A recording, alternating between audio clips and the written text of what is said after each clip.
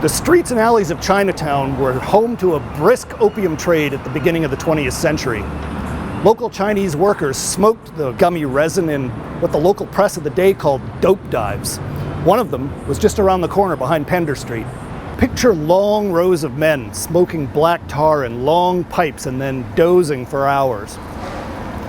Just a few years later, William Lyon Mackenzie King came down and toured the area and found to his dismay that opium had acquired a Caucasian clientele.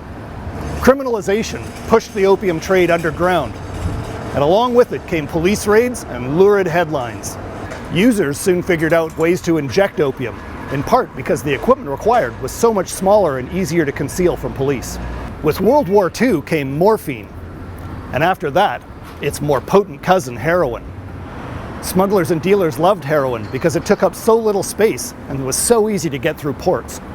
Every upgrade in the potency of opiates brought waves of overdoses and death to Vancouver. By the early 1990s, the downtown east side was awash in China White, a highly refined heroin that killed more than 300 users in just 1 year. Sadly, that number would be eclipsed when cheap, potent synthetic opiates like carfentanil and fentanyl began to turn up in dealers' heroin decks. Last year, nearly 1,000 people died of an overdose in British Columbia, and the pace just keeps on rising. Dozens more have died in 2017, many of them victims of this most recent upgrade in opiate production. Convenient for dealers, but deadly to customers.